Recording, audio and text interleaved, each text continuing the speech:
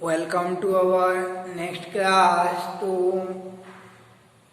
Electron proton का discovery होने के पश्चात जो है आज देखते हम लोग कि परमाणु का एक तीसरा मूलभूत कण का डिस्कवरी किस प्रकार से हुआ था। न्यूट्रॉन का खोज किस प्रकार से किया गया। तो इससे पहले इलेक्ट्रॉन का खोज याद रखे रहना जे थॉमसन, प्रोटॉन का खोज करता गोल्डस्टाइन। अब न्यूट्रॉन का देखते हैं। न्यूट्रॉन के खोज के लिए एक वैज्ञानिक जेम्स चैडविक ने ये बेरिलियम नामक धातु पर यानी अल्फा किरण की बमबारी की, अल्फा किरण का बौछार किया। तो अल्फा किरण का बौछार किया बेरिलियम नामक धातु। तो बेरिलियम का परमाणु क्रमांक 4 होता है, क्रमांक को सामने लिखा जाता है, और द्रव्यमान 9 होता है, तो इसको यहाँ लिखा जाता है। बेरिलियम का परमाणु क्रमांक 4 और द्रव्यमान 9 हो जाता है। तो इस बेरिलियम पर इन्होंने अल्फा किरण की बमबारी की। तो देखते हैं ये अल्फा विकिरण मीन्स क्या रहता है, अल्फा कण का अभिप्राय क्या रहता है। तो अल्फा कण जो है एक रेडियो एक्टिव विकिरण है, यानी अल्फा बीटा गामा विकिरण जो है रेडियो एक्टिव विकिरण रहते हैं। तो देखते हैं हम लोग कि अल्फा कण मीन्स क्या रहता है, यानी अल्फा कण क्या हो जाता है। फिर उसके बाद न्यूट्रॉन की खोज को देखेंगे। तो देखते हैं पहले अल्फा बीटा गामा रेडिएशन। तो ये रेडियो एक्टिव विकिरण कहलाते हैं। तो इनको जानने के लिए रेडियो एक्टिविता को जानना पड़ता है। तो एक बार एक वैज्ञानिक हेनरी बेकरल द्वारा कुछ यानी सूर्य के प्रकाश से कुछ पदार्थ जो सूर्य के प्रकाश में चमक उत्पन्न करते हैं उनका अध्ययन कर रहे थे। जैसे थोरियम सल्फेट का अध्ययन कर रहे थे वे जो हैं कि सूर्य के प्रकाश से उत्पन्न होने यानी सूर्य के प्रकाश द्वारा चमक यानी ये कुछ रासायनिक परिवर्तन करते हैं, उनका अध्ययन कर रहे थे कि तो संयोगवश जो है यानी उस दिन बादल छाया हुआ था। तो उस दिन बादल छाया हुआ था तो सूर्य के प्रकाश से करने वाला जो प्रयोग था उनका वो विफल हो गया। तो उस पदार्थ को उन्होंने जाकर अपने अलमारी के यानी दराज में रख दिया, यानी दराज में फेंक दिया। तो जैसे अलमारी के दराज में उन्होंने रख दिया था, पदार्थ को रख दिया था, तो उन्होंने देखा यानी रख दिया था। तो 2-4 दिन पश्चात जब पुनः धूप खिली तो उन्होंने पुनः प्रयोग करने के लिए दराज को खोला। तो उन्होंने ये देखा कि जिस पदार्थ को वे रखे थे उसके साथ साथ एक निगेटिव फोटोग्राफिक प्लेट भी वो दराज में पड़ा हुआ था यानी रखा हुआ था।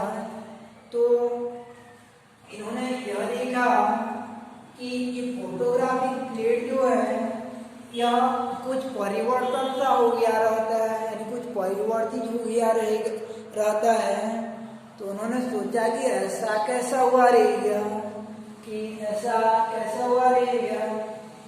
तो उन्होंने अनुमान किया कि यह जो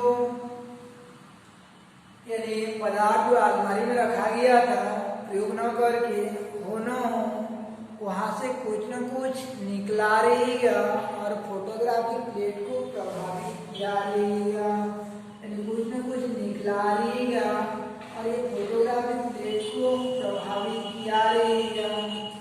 तो आगे जाकर यह यानी देखा गया कि इन यानी कुछ न कुछ निकलता रहेगा और फोटोग्राफी प्लेट को प्रभावित करता रहेगा। तो आगे इन किरणों का कुछ नाम नहीं सूझा जो इस प्रकार से निकला रहेगा और फोटोग्राफी प्लेट को प्रभावित किया रहेगा। तो इन विकिरणों को प्रारंभ में उन्होंने वैज्ञानिक हेनरी बेकरल द्वारा प्रारंभ में इन किरणों का नाम कुछ नहीं सूझा, तो उन्होंने बैकराल किरण का बोल दिया इन किरणों को जो है। तो बाद में यह घटना जो है, ये जो पदार्थ थोरियम सल्फेट लिया गया था, उसमें अलमारी में दराज में जो रखा गया पदार्थ था वो थोरियम सल्फेट था।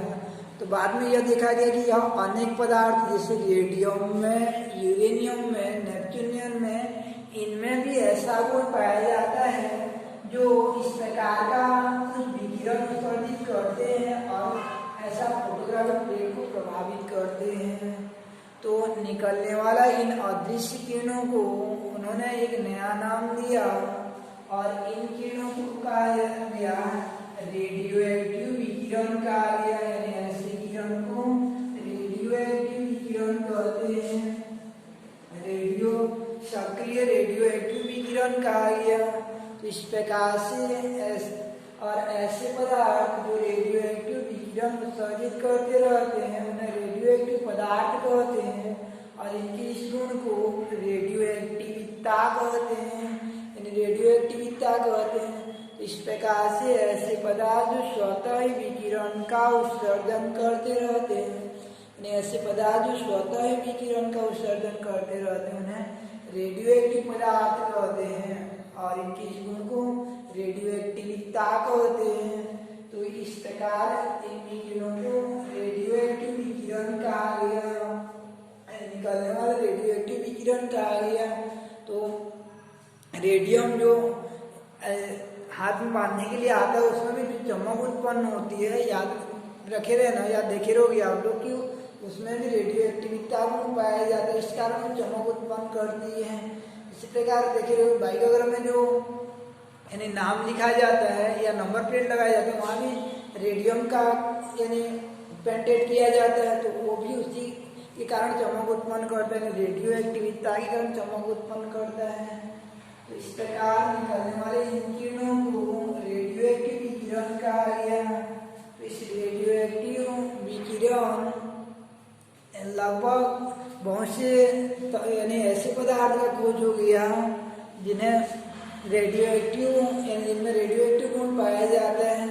पीरियोडिक टेबल में लेड 82 से लेकर लेड 82, बिस्मथ 83, पोलेनियम 84 और पोलेनियम 84, आपका एस्टेटिन 85, रेडान 86, फ्रांसियम 87, रेडियम 88, एक्टिनियम 89 और थोरियम 90, प्रोटेक्टिनियम 91। ये सब जो है आगे 82 से आगे जितना भी पीला कलर में दर्शाया जाता है पीरियोडिक टेबल में देखे रहोगे सब रेडियो एक्टिव तत्व रहते हैं और उनके उस गुण को रेडियो एक्टिविता कहते हैं जो स्वतः ही विकिरण का उत्सर्जन करते रहते हैं।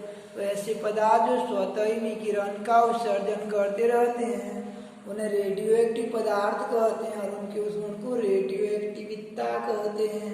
तो रेडियो एक्टिविता का अध्ययन करने के लिए आगे वैज्ञानिक रदरफोर्ड द्वारा इन विकिरणों को विद्युत क्षेत्र में गुजारा, यानी यहाँ से जो निकलने वाला किरण है उनको विद्युत क्षेत्र से गुजारा।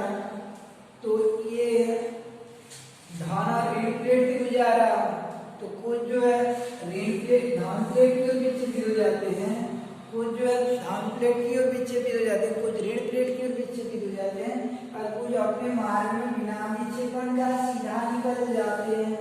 तो इस आधार पर उन्होंने रेडियो एक्टिव विकिरण को 3 भागों में बांटा, जिनमें से पहला रहता है कि जो ऋण प्लेट की ओर विक्षेपित होते हैं जिन पर स्वयं पर धनावेश होता रहेगा उनको अल्फा कण कहा जाता है। जो धन की ओर विक्षेपित होते हैं स्वयं पर यानी ऋणावेश, जो धन की ओर विक्षेपित होते हैं जिन पर स्वयं पर ऋणावेश होता रहेगा बीटा कण, और जो आवेशहीन रहता है उन्हें गामा कण कहा जाता है। इस प्रकार से ये अल्फा कण क्या होता है, रेडियो एक्टिव विकिरण होता है जिस पर स्वयं पर क्या होता है आपका धनावेश होता है, स्वयं पर धनावेश होता है जो कि विद्युत क्षेत्र में ऋण प्लेट की ओर विक्षेपित होता है। तो याद रखे रहना, इसको बारीक फिजिक्स में पढ़ोगे कि अल्फा कण पर 2 इकाई आवेश और 4 इकाई द्रव्यमान होता है, यानी 2 इकाई आवेश और 4 इकाई द्रव्यमान होता है। तो ठीक हीलियम का इतना ही होता है, इसलिए अल्फा कण को हीलियम जैसे माना जाता है, नाभिक जैसे माना जाता है। तो देख रहे थे हम कि अपना कम टू द पॉइंट यानी मेन टॉपिक पर आते हैं कि इस बेरिलियम पर इन्होंने अल्फा विकिरण की बमबारी की, तो अल्फा कण की बमबारी की। तो उन्होंने देखा कि जैसे अल्फा कण का बमबारी करते हैं तो उसी स्थिति में जैसे अल्फा कण का बमबारी किया जाता है तो इसका कृत्रिम तत्वांतरण हो जाता है। तत्वों पर अल्फा बीटा विकिरणों का अर्थात तत्वों पर रेडियो एक्टिव विकिरणों का बमबारी कर नए तत्व में परिवर्तित करने की प्रक्रिया को कृत्रिम तत्वांतरण कहते हैं। तत्वों पर अल्फा बीटा गामा अर्थात रेडियो एक्टिव विकिरण का बमबारी कर उसे नए तत्व में परिवर्तित करने की प्रक्रिया कृत्रिम तत्वांतरण कहते हैं। तो जब इस पर अल्फा विकिरण की बमबारी की जाती है तो यह बदल जाता है अल्फा यानी कार्बन परमाणु में बदल जाता है, कार्बन एटम में बदल जाता है, कार्बन एटम में बदल जाता है।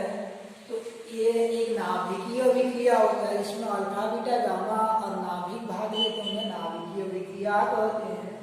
इस नाभिकीय अभिक्रिया में इधर आपका द्रव्यमान जो 426 हो जाता है और इधर यानी इधर नीचे वाला क्रमांक 6 और ये द्रव्यमान जो 9 4 13 होता है और इधर हो जाएगा आपका ये 6 और ये 12। तो एक नाभिकीय अभिक्रिया में दोनों ओर क्रमांक और आवेश जो समान रहता है तो क्रमांक तो बराबर रहता है, इधर 4 और 6 और राइट हैंड में आपका 6 होता है। और द्रव्यमान को बराबर करने के लिए द्रव्यमान को बराबर करने के लिए इधर यानी और एक नया लेना पड़ता है। ये 9 4 13 तो इधर 12 1 13 करना पड़ता है, इधर 4 2 6 तो इधर 0 बराबर 6 दोनों से बराबर लेने के लिए ऐसा किया जाता है। तो इस आधार पर एक नया कण मिल जाता है जिस पर ये नीचे वाला याद रखे रहना उसका क्रमांक को या उसके आवेश को बताता है और ऊपर वाला याद रखे रहना उसके द्रव्यमान को बताता है। तो एक ऐसा न्यू पार्टिकल्स मिल जाता है जिस पर आवेश नहीं रहता है यानी शून्य आवेश रहता है। नीचे वाला लाइन में आवेश को और ऊपर वाला द्रव्यमान को, नीचे वाला आवेश या क्रमांक को और नीचे वाला द्रव्यमान और ऊपर वाला द्रव्यमान को बताता है। तो एक नया कण मिलता है जिस पर आवेश नहीं रहता है, न्यूट्रल आवेश रहता है। तो इस आवेशी यानी न्यूट्रल चार्ज वाला पार्टिकल्स को कहा जाता है न्यूट्रॉन कहा जाता है। इस प्रकार न्यूट्रॉन का डिस्कवरी हो जाता है। तो इसे दर्शाते हैं 0 यानी इस पर आवेश जो है शून्य हो जाता है, आवेश जो है शून्य आवेश रहता है यानी आवेशी कण रहता है। और द्रव्यमान जो है एक इकाई द्रव्यमान के बराबर होता है, लगभग बराबर होता है, थोड़ा सा भारी होता है। तो इसका द्रव्यमान 1.675 × 10⁻27 के जी लगभग प्रोटॉन के द्रव्यमान के बराबर, इसलिए उतना को एक इकाई मान लेते हैं। क्या होता है हाइड्रोजन परमाणु के द्रव्यमान से यानी हाइड्रोजन परमाणु या प्रोटॉन के द्रव्यमान से थोड़ा सा भारी होता है। तो इस आधार पर डेफिनेशन हो जाता है। सिंबल क्या हो जाएगा आपका संकेत 0m1 हो जाता है यानी परमाणु का वह मूलभूत कण जिस पर शून्य आवेश पर जिसका द्रव्यमान 1.675 × 10⁻27 के जी अर्थात प्रोटॉन से थोड़ा भारी होता है, न्यूट्रॉन कहलाता है। इसे 0 यानी 1 से प्रेषित करते हैं। परमाणु का वह मूलभूत कण जिस पर यानी जिस पर आवेश शून्य एवं जिसका द्रव्यमान 1.67×10⁻27 kg अर्थात प्रोटॉन से थोड़ा सा भारी होता है, न्यूट्रॉन कहलाता है। परमाणु का वह मूलभूत कण जिस पर शून्य आवेश एवं जिसका द्रव्यमान 1.67×10⁻27 kg या प्रोटॉन से थोड़ा सा भारी होता है, न्यूट्रॉन कहलाता है। या दूसरा परिभाषा हो जाएगा कि शून्य आवेश होता है तो आवेशित कण कहा जाता है इसे, और एक ही का द्रव्यमान होता है लगभग प्रोटॉन के द्रव्यमान के बराबर होता है। तो परमाणु का वह आवेशित कण जिस पर एक ही का ही द्रव्यमान होता है न्यूट्रॉन कहलाता है। इसका खोज जो जेम्स चैडविक ने किया था।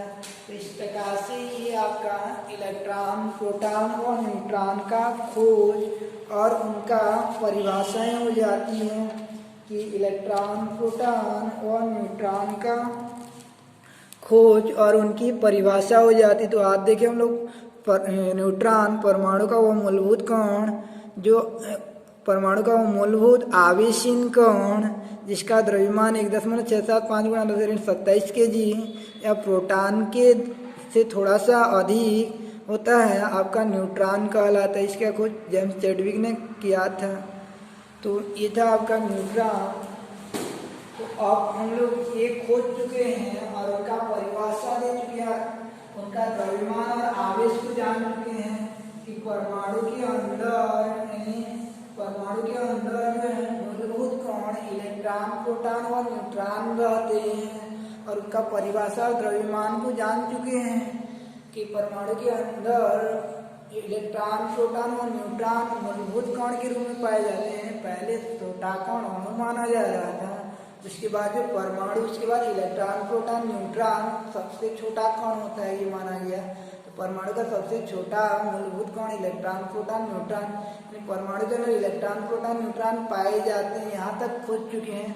नेक्स्ट क्लास में हम देखेंगे कि ये इलेक्ट्रॉन, प्रोटॉन और न्यूट्रॉन पाए तो जाते हैं, लेकिन कहाँ कहाँ पर पाए जाते हैं, कि नाभिक में कौन कौन पाया जाता है और बाहर में कौन कौन पाए जाते हैं। जैसे स्कूल में विद्यार्थी रहते हैं, लेकिन कहाँ पे रहते हैं उनका अध्ययन करेंगे। इस क्लास में रहेंगे कि ग्राउंड में ऐसे इलेक्ट्रॉन, प्रोटॉन, न्यूट्रॉन का आगे व्यवस्था के बारे में पढ़ेंगे, जिसे कि परमाणु मॉडल कहा जाता है।